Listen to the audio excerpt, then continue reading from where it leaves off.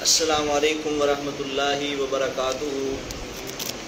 نحمد نصلی علی رسولہ الکریم، اما بعد فاعوذ باللہ من الشیطان الرجیم، بسم اللہ الرحمن الرحیم۔ سنن ابی داود کی کلاس میں آج ہم سنن ابی داود کا تعارف اور اس کی خصوصیات اور سنن ابی داود کو لکھنے میں جو مشکلات تھیں اور اس کا منہج کیا ہے، ان تمام باتوں میں ہم آج آپ کے سامنے گفتگو کریں گے۔ پہلی بات یہ ہے کہ مرویات سنن ابی داود کی روایات، تو اس مجموعہ کی ترتیب اور تالیف کا سلسلہ امام صاحب نے 241 سے قبل بغداد میں سر انجام دیا، یعنی کہ 241 ہجری میں بغداد میں اس کتاب کو لکھا گیا۔ 241 میں کون سی جگہ پہ لکھا گیا؟ بغداد شریف میں۔ تو یہ کہاں لکھا ہے، اس کا حوالہ کیا ہے؟ معالم السنن جلد نمبر 2 اور صفحہ نمبر 48۔ معالم السنن جلد نمبر 2 اور صفحہ نمبر 48 ہے۔ اگلی بات یہ ہے کہ اسے 5 لاکھ احادیث کے مجموعہ سے اخذ کیا گیا ہے۔ اس کتاب کو، سنن ابی داود کتاب کو 5 لاکھ احادیث کے ذخیرہ سے اخذ کیا گیا ہے، اور جب 5 لاکھ احادیث سے احادیثوں کو نکالا گیا جو امام ابو داود کے نزدیک صحیح ترین تھی اور ان کے مطابق جو صحیح شرائط پر پورا اترنے والی تھیں، پھر انہوں نے اس کے بعد اس کو ابواب اور کتب اور اجزاء میں تقسیم کر دیا۔ پھر ابواب بندی بعد میں کی، پہلے کیا؟ انتخاب کیا۔ انتخاب کرنے کے بعد ابواب، احادیث کے اوپر ابواب قائم کیے اور پھر کتابوں کو ذکر کیا۔ اگلی بات یہ ہے، رسالہ مکیہ میں یہ بات موجود ہے کہ کتاب السنن کے 17 اجزاء بتائے ہیں۔ کتاب السنن کے کتنے اجزاء ہیں؟ 17 اجزاء ہیں۔ اسی طرح کتاب السنن میں 35 کتابیں ہیں۔ کتنی کتابیں ہیں؟ اور بھائی کتاب الصلاۃ، کتاب الزکوٰۃ، کتاب الحج، کتاب الصوم، یہ والی چیزیں، یہ کتنی کتابیں ہیں؟ 35 کے قریب کتابیں ہیں سنن ابی داود میں۔ لیکن 35 کی 35 میں 3 کتابوں میں امام ابو داود نے ابواب قائم نہیں کیے۔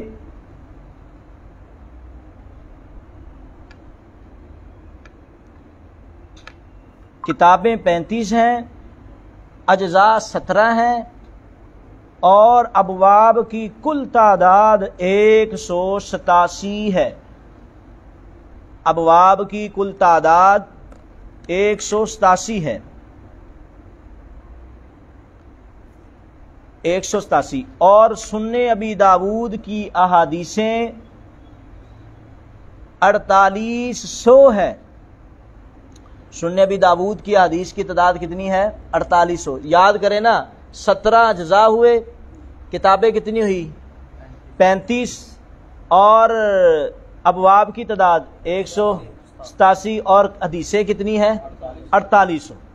یہ مجموعی طور پر یعنی کہ اہم چیز ہے، اس کو آپ ذہن میں رکھیں۔ اور یہ کہاں لکھا ہے؟ امام صاحب خود فرماتے ہیں، کہاں؟ مقدمہ غایت المقصود میں یہ بات موجود ہے۔ مقدمہ غایت المقصود، اور اعلام المحدثین میں بھی یہ بات موجود ہے.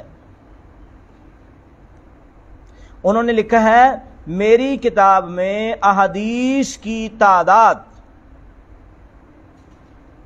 وہ کتنی ہے؟ 4800 ہے.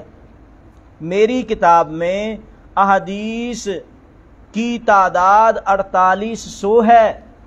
کوئی مشکل بات تو نہیں، آسان باتیں ہیں جی. اگلی بات یہ ہے کہ سنن ابی داؤد، جس طرح آپ شیخ ابن بشیر حسینوی صاحب سے پڑھ رہے تھے کہ فربروی صاحب کا نسخہ پوری دنیا میں بہت مشہور ہے، اسی طرح سنن ابی داؤد میں بھی نسخوں کا مسئلہ ہے کہ کون سا نسخہ سب سے بہتر ہے. اس کے مشہور نسخے کون کون سے ہیں؟ لکھو. سنن ابی داؤد کے مشہور نسخے کون سے ہیں؟ سنن ابی داؤد کے مشہور نسخے کون سے ہیں؟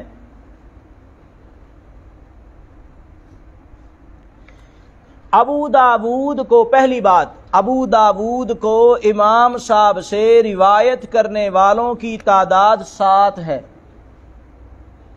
ابو داؤد کو امام صاحب سے روایت کرنے والوں کی تعداد کتنی ہے؟ 7 آدمیوں نے امام ابو داؤد سے سنن ابی داؤد کو روایت کیا ہے، بیان کیا ہے. لیکن جو مشہور ہوئے وہ کتنے ہیں؟ 4. جو مشہور ہوئے وہ کتنے ہیں؟ 4. نمبر 1 نسخہ لؤلؤی. پہلا نسخہ لؤلؤی. یہ نسخہ ربی لؤلؤ کی طرف نسبت ہے.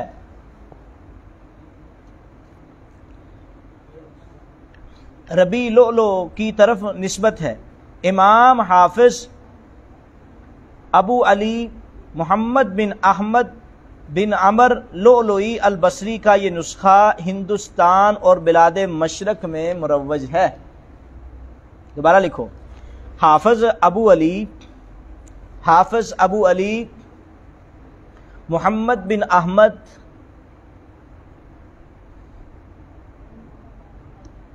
بن عمر لؤلؤی البصری کا یہ نسخہ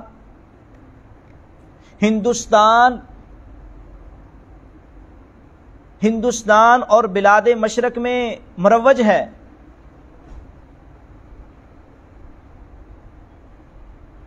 اور امام لؤلؤی رحمہ اللہ نے امام صاحب سے 257 یعنی کہ 75 ہجری میں اسے روایت کیا، اور یہ روایت اصح الروایات مانی گئی، یعنی کہ سب سے زیادہ اس کو تسلیم کیا گیا ہے.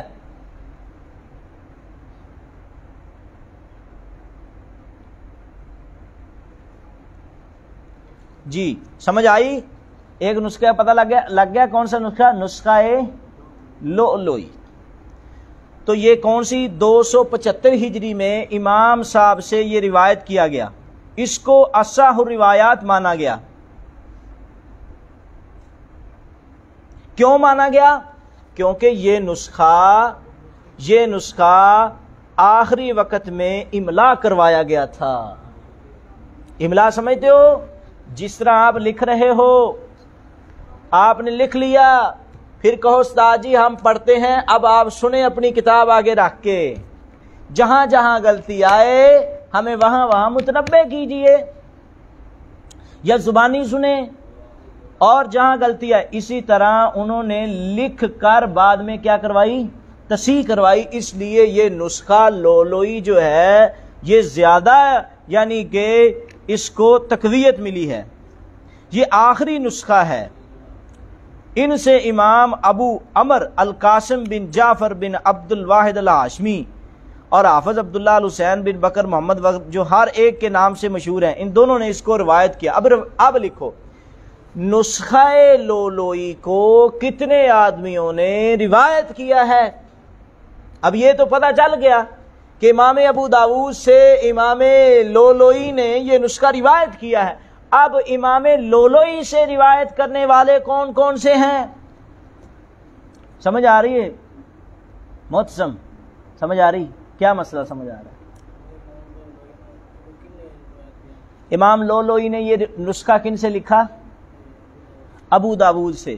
اب امام لولوئی سے نسخہ کس نے لکھا؟ دو آدمی ہیں جی۔ پہلے آدمی کا نام جی ابو عمر القاسم ہے، ابو عمر القاسم ہے، اور دوسرے کا نام حافظ عبداللہ الحسین ہے۔ پہلے کا نام ابو عمر القاسم، دوسرے کا نام حافظ عبداللہ الحسین ہے۔ دو جی۔ دوسرا نسخہ سننے ابی داود کا جس کو ابن داسا کے نام سے مشہور کیا گیا ہے، دوسرا نسخہ کون سا ہے؟ دوسرا سننے ابی داود کا نسخہ ابن داسا کا ہے۔ ان کا مکمل نام حافظ ابو بکر محمد بن عبد الرزاق بن داسا السمار الثمار بصری کا ہے، بصری صاد۔ یہ نسخہ لولوئی کے ساتھ قدر یکسانیت پائی جاتی ہے اور ایک دوسرے کے مقابلے میں زیادہ نقص یعنی کمی پیشی سے مبرہ ہیں، یعنی کہ ایک دوسرے کے مطابق ہی ہیں۔ بس یہ لکھو دوسرا نسخہ کون سا ہے؟ ابن داسا کا۔ تو آگے بات لکھو، ملا علی قاری لکھتے ہیں علامہ خطابی کے پاس یہ ابن داسا کا ہی نسخہ تھا۔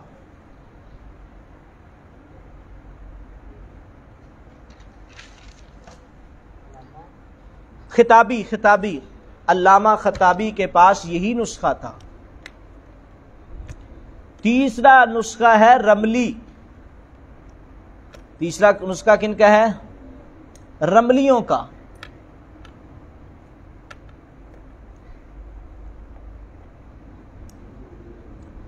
جی کتاب السنن کا یہ نسخہ جو ہے حافظ ابو سعید کا ہے۔ یہ نسخہ نامکمل سا ہے، کامل نہیں ہے۔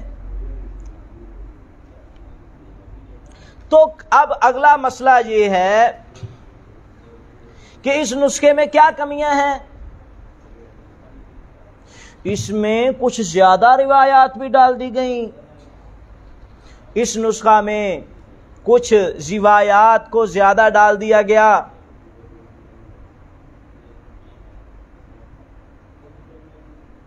اور کچھ کو کم کر دیا گیا۔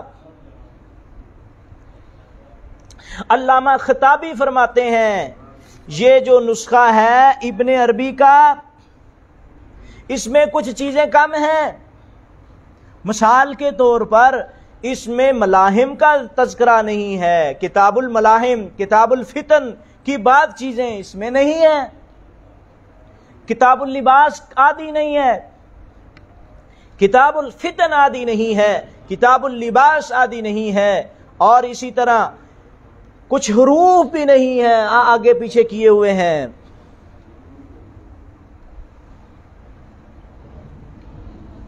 اور یہ بات لکھو کہ صرف ابن عربی کے نسخہ میں ابواب اور روایات کی کمی نہیں بلکہ کچھ زیادہ بھی چیزیں ڈال دی گئی ہیں، یعنی کہ اب مسئلہ یہ ہے اب آگے لکھو تمام نسخوں میں راجح نسخہ کون سا ہے؟ تمام نسخوں میں راجح نسخہ کون سا ہے؟ ابن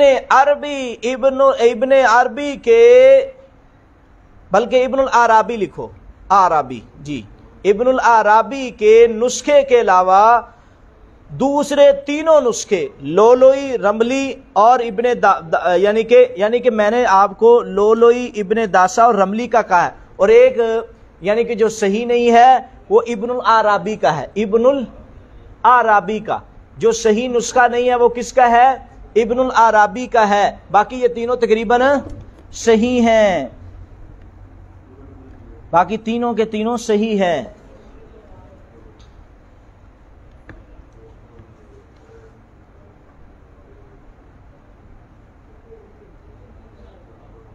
تو سب سے راجے کون سا ہے؟ لولوئی کا، جو آخری عمر میں ان سے املا کروایا گیا، یعنی کہ بندہ پڑھ پڑھ کے تجربہ ہو چکا ہوتا ہے۔ جب انسان آخری عمر میں ہوتا ہے، ساری کمیاں کوتاہیاں دور ہو چکی ہوتی ہیں، تو سب سے راجے بہترین نسخہ جو ہے وہ کون سا ہے؟ لولوئی کا نسخہ ہے۔ کس کا نسخہ ہے؟ لولوئی کا نسخہ ہے۔ آگے جی، کتاب سنن اہل فن کی نظر میں، یعنی کہ اس کتاب کا مقام و مرتبہ امام محدثین جرح و تعدیل کی نظر میں کیا ہے؟ لکھو، کتاب السنن ابی داود اہل فن کی نظر میں، محدثین کی نظر میں، ائمہ جرح و تعدیل کی نظر میں کیا ہے؟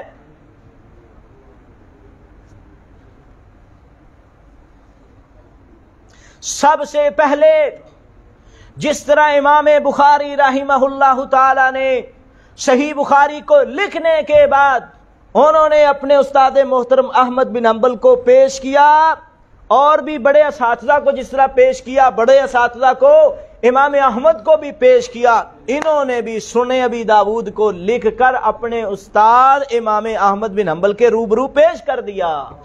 پھر انہوں نے اس کو دیکھ کر کیا فرمایا وہ لکھیں۔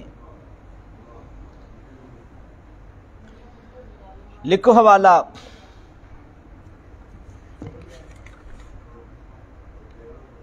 تاریخ بغداد جلد نمبر 9 صفحہ نمبر 56 ہے۔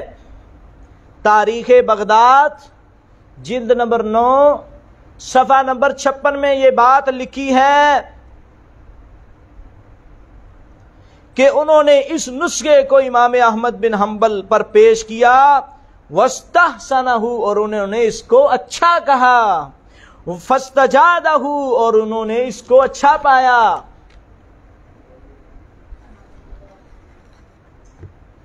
سمجھ آئی کہ نہیں؟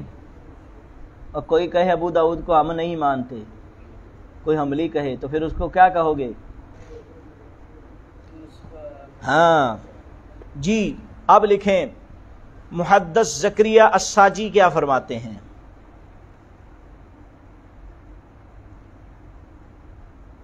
وہ فرماتے ہیں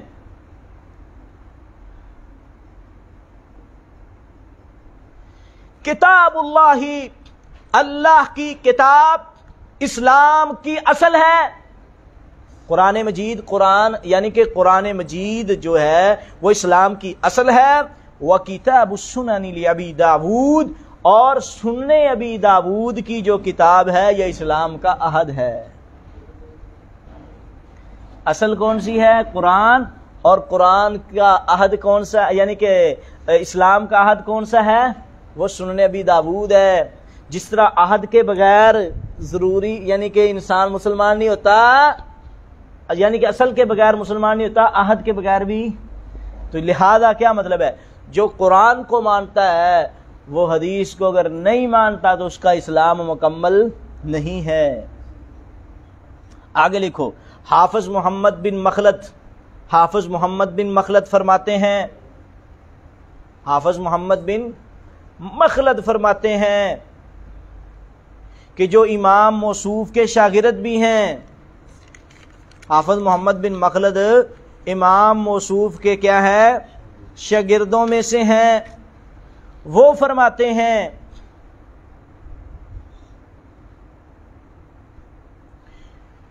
کہتے ہیں کہ جب امام صاحب نے یہ کتاب لکھی، جب امام صاحب نے یہ کتاب لکھی اور لوگوں پر اس کو تلاوت کیا اور اہل حدیث پر اس کو تلاوت کیا، یعنی محدثین پر اس کو تلاوت کیا، تو یہ اسی طرح ہو گئی جس طرح لوگ قرآن پہ عمل کرتے تھے، اسی طرح لوگ اس پر بھی عمل کرنا شروع ہو گئے۔ یعنی کہ اس کی حیثیت اتنی زیادہ ہے کہ جس طرح لوگوں نے قرآن مجید پر عمل کیا، اسی طرح اس کتاب کو جب لوگوں کے سامنے پڑھا گیا تو لوگوں کو پتہ چل گیا وہ اللہ کا قرآن ہے اور سنن ابی داود محمد الرسول اللہ صلی اللہ علیہ وسلم کا فرمان ہے۔ جس طرح اللہ کے قرآن کے بغیر اسلام مکمل نہیں ہے، محمد رسول اللہ کی حدیث کے بغیر بھی اسلام مکمل نہیں ہے، لوگوں نے اس کتاب کو محمد الرسول اللہ صلی اللہ علیہ وسلم کی حدیث سمجھتے ہوئے اس کی پیروی کی اور اس کے اوپر قرآن کی طرح عمل کرنا لازم سمجھا۔ یہ کہاں لکھا ہے؟ تہذیب التہذیب لابن حجر میں، تہذیب التہذیب لابن حجر میں۔ آگے امام غزالی فرماتے ہیں، کون سے امام؟ امام غزالی۔ امام غزالی رحمہ اللہ تعالی فرماتے ہیں اس کتاب کے متعلق کہ علم حدیث میں صرف یہی ایک کتاب مجتہد کے لیے کافی ہے۔ کوئی اجتہاد کرنا چاہتا ہے، دین کے مسائل کو حل کرنا چاہتا ہے، فتوے دینا چاہتا ہے، اپنی زندگی کو قرآن و حدیث کے احکام پہ ڈالنا چاہتا ہے، اس کو یہی سنن ابی داؤد کافی ہے۔ یہ باتیں لکھوانا اس لیے ضروری ہے تاکہ طالب علموں کو پتہ چلے جو کتاب ہم پڑھ رہے ہیں اس کتاب کے کیا مرج ہے اور اس کتاب کی کیا مقبولیت تھی۔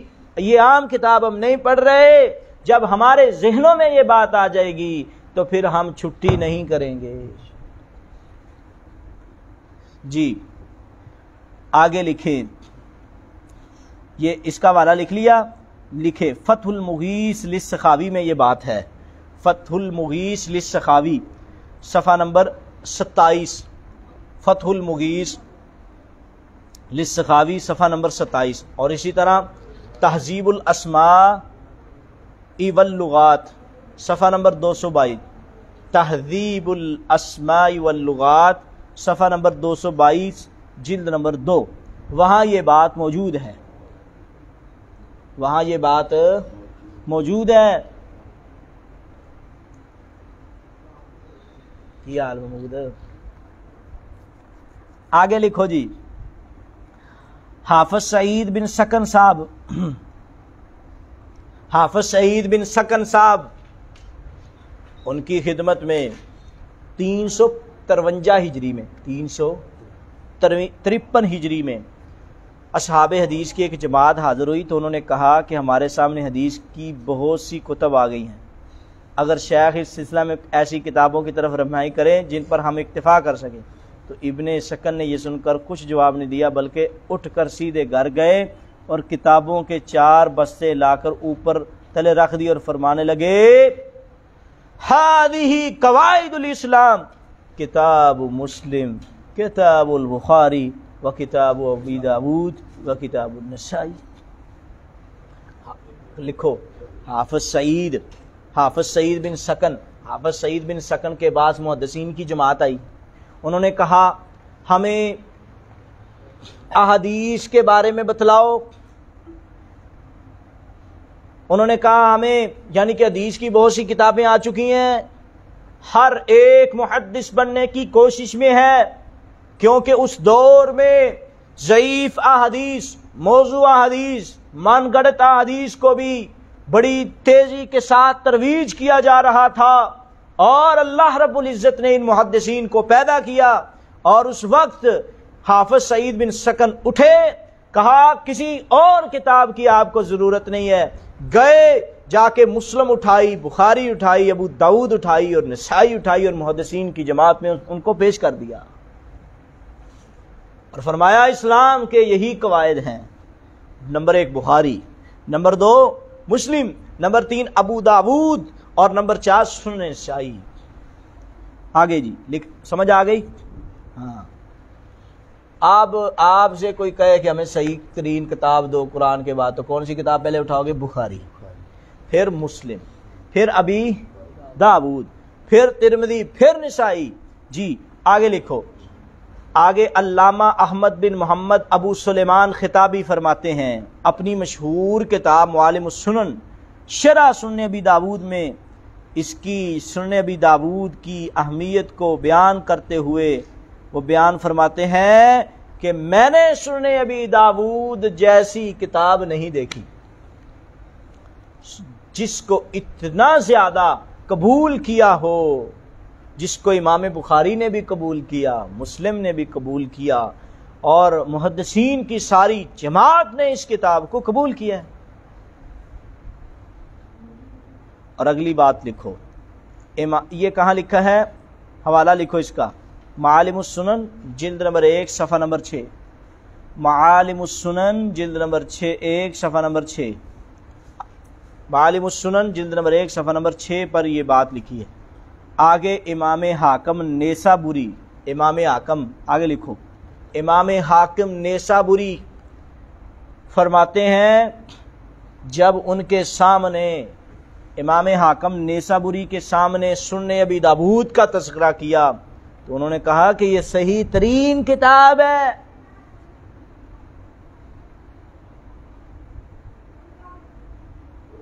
اور انہوں نے یہاں تک فرمایا کہ میرے خیال میں قرآن کے بعد جتنا اس کتاب کو سیکھنا لوگوں پر لازم ہے اتنا کسی اور چیز کا سیکھنا لازم نہیں ہے۔ کس نے فرمایا؟ امام حاکم نیسابوری رحمہ اللہ نے فرمایا کہ قرآن مجید کے بعد جتنا سنن ابی داؤد کو سیکھنا لازم ہے اتنا کسی اور کتاب کو سیکھنا لازم نہیں ہے۔ اور فرمایا کہ جو اہل علم ہیں اگر انہوں نے سنن ابی داؤد کو نہیں پڑھا تو ان کے پاس علم موجود نہیں ہے۔ اور اس کے بعد اس کتاب کی فضیلت پر آخری قول، پھر اگلی باتیں ہیں۔ علامہ مزید فرماتے ہیں، اس پر لکھنے والوں نے اس پہ مزید لکھا ہے کہ قرآن مجید کے بعد احکام میں سب سے بہترین کتاب یہی ہے۔ توضیح الافکار جلد نمبر 2، توضیح الافکار جلد نمبر 2 میں یہ بات لکھی ہے۔ تو اس کتاب کے متعلقہ کچھ کافی چیزیں ہیں، اس کی صرف خصوصیات آپ کے سامنے بیان کر کے بات کو مکمل کرتا ہوں، باقی کل انشاءاللہ سبق پڑھیں گے۔ جی، سنن ابی داؤد کی خصوصیات لکھو، سنن ابی داؤد کی خصوصیات۔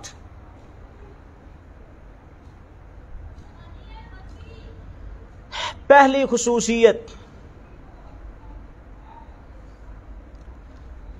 خصوصیت یہ ہے، پہلے اس قسم کی کتاب لکھنے کا رواج نہیں تھا، پہلے اس قسم کی کتاب لکھنے کا رواج نہ تھا، بلکہ جوامع لکھنے کا رواج تھا، جیسے جامع صحیح بخاری، جامع صحیح مسلم۔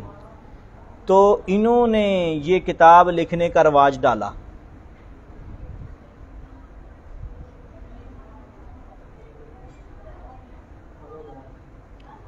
اس لیے امام نووی رحمہ اللہ فرماتے ہیں اس کی خصوصیت کے بارے میں، امام نووی رحمۃ اللہ علیہ فرماتے ہیں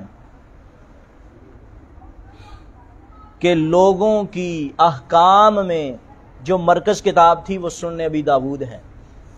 احکام میں مرکز کتاب کون سی ہے؟ سنن ابی داؤد۔ بھائی خصوصیت کا ایک ایک لفظ لکھو آپ، ایک ایک لفظ۔ جی، دوسری خصوصیت، فقہی حدیث کا جتنا بڑا ذخیرہ اس میں موجود ہے وہ صحاح میں سے کسی دوسری کتاب میں نہیں۔ فقہی احادیث کا جتنا بڑا ذخیرہ اس سنن ابی داؤد میں موجود ہے وہ صحاح میں کسی دوسری کتاب میں نہیں ہے، بلکہ حافظ ابو جعفر بن زبیر غرناطی رحمہ اللہ تعالی فرماتے ہیں، متوفی 708 ہجری، حافظ ابو جعفر لکھو، حافظ ابو جعفر فرماتے ہیں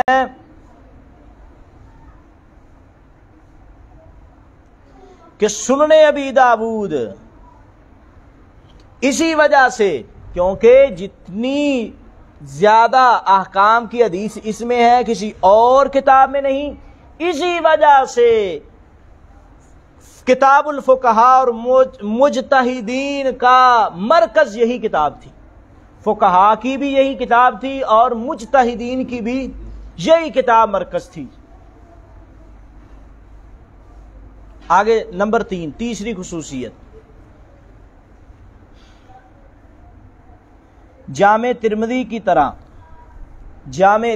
کی طرح سنن ابی داود کی بھی اکثر و بیشتر روایات ائمہ مجتہدین، تابعین اور تبع تابعین اور فقہاء امت کی معمول بہا رہی ہیں۔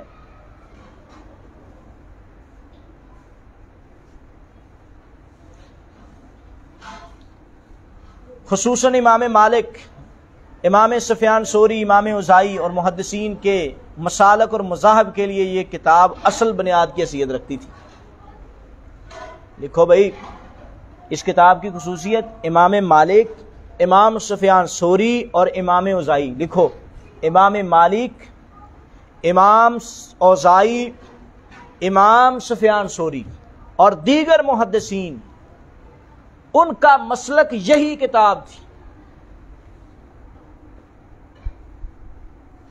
نمبر 4، چوتھی خصوصیت، کتاب السنن میں صحیح الاسناد، کتاب السنن ابی داود میں صحیح الاسناد، قوی، متصل، مرفوع احادیث کا بہت اہتمام کیا گیا ہے، صحت کا بھی بڑا لحاظ رکھا گیا ہے۔ وہ کیسے کہ امام صاحب نے 5 لاکھ حدیثوں سے 4800 حدیث کا انتخاب کیا ہے۔ کتنی حدیثوں سے؟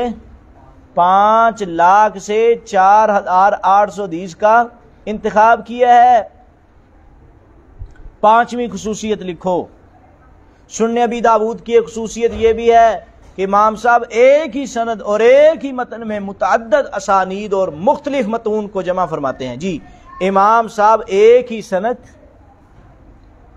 امام ابو داود ایک ہی سند اور ایک ہی متن میں، امام ابو داود ایک ہی سند اور ایک ہی متن میں متعدد اسانید اور مختلف متون کو جمع فرماتے ہیں، متعدد اسانید اور مختلف متون کو جمع فرماتے ہیں، ہر حدیث کی اور ہر الفاظ کو علیحدہ بیان کرتے ہیں۔ آگے لکھو، نمبر 6،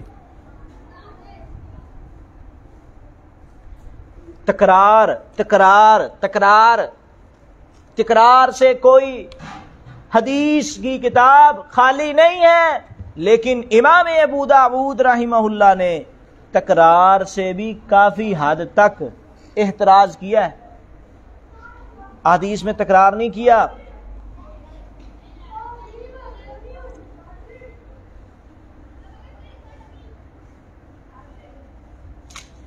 نمبر 7، آپ نے روایت میں جامعیت کا اور حسن درجے کا خیال کیا ہے، جامعیت کو بھی دیکھا ہے اور حسن درجے کو دیکھا ہے۔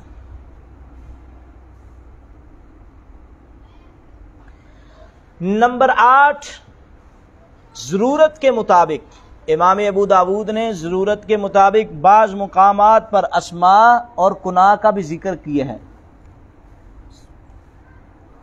اور 9واں نمبر، امام صاحب رحمہ اللہ نے غریب اور شاذ روایات کی بجائے مشہور اور معمول بھی ہی روایت کو جمع کرنے کا خیال کیا ہے۔ یہ ساری باتیں کہاں لکھی ہیں؟ معالم السنن جلد نمبر 1 اور صفحہ نمبر 6 میں، معالم السنن جلد نمبر 1 اور صفحہ نمبر 6 میں۔